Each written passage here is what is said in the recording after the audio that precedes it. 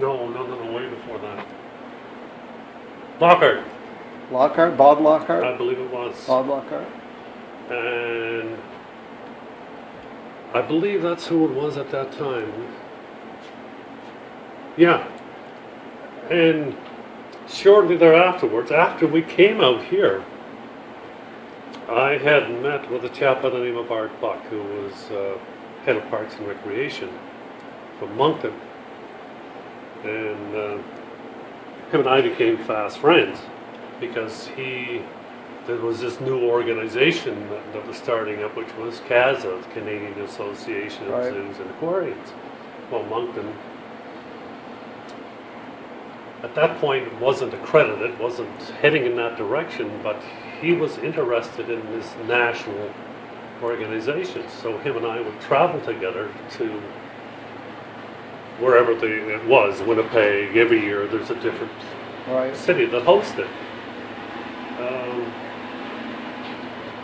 And in all honesty, he offered me the Magnetic Hill Zoo, coming back on a flight. And I said, no.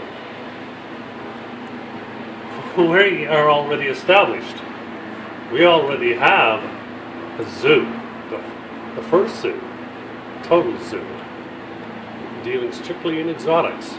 You know, you guys have the game farm, and God bless you, wish you luck, and but no, we have a good nucleus. We have a good start out here in Rocket Park, and I'm going to see it through. Yeah.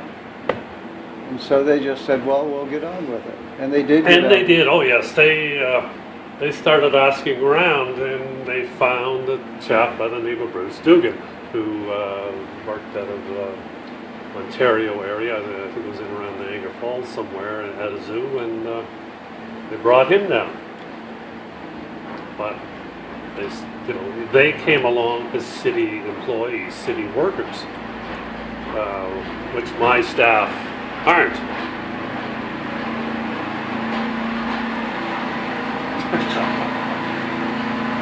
Yeah, we do it all. No, but I like the guys up there, and I totally respect them. You know, I've gone to many conferences every year. We still go to conferences together. And last year, Moncton hosted the conference. Moncton has hosted it 3 times. We have never hosted the conference because the one problem we've always had is that we do not have secure financial stability. The city has never guaranteed us, like a 10-year run. Yeah. So therefore, how can you plan something 2 years in advance? How can you put your hand up and say, oh no, CSaint John's going to host that? Absolutely. Yeah.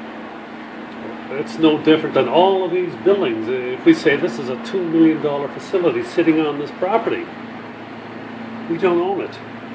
They told us that a couple of years ago. Well, we own the land. We also own all your buildings. That's just how that is. So therefore, it eliminates another thing. We have no equity. We cannot go out and borrow against something that we don't own to get us through the shortfall. Our saving grace had always been that reserved funds. Yeah.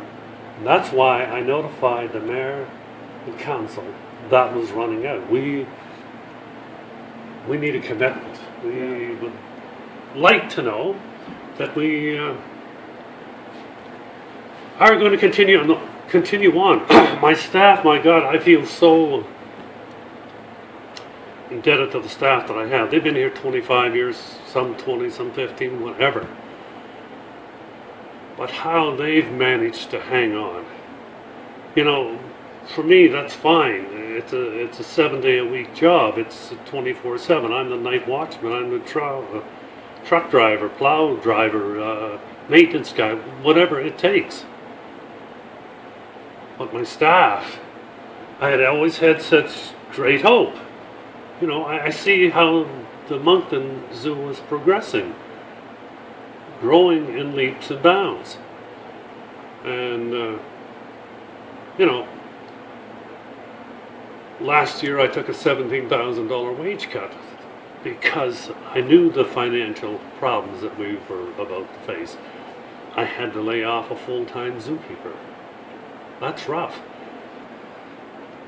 If I left, that would be my greatest regret. That I want to be able to walk away, turn around, and see it behind me, knowing that it's still there, and that these guys that decided to make this a career, that they're still here as well.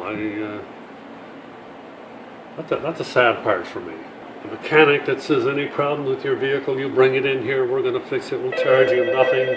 You need your driveways and parkways salted and sanded, guide down over the hill. We'll come out and do all that. People have been bringing out frozen meat. We've had doctors walk in making donations and people off the street coming in.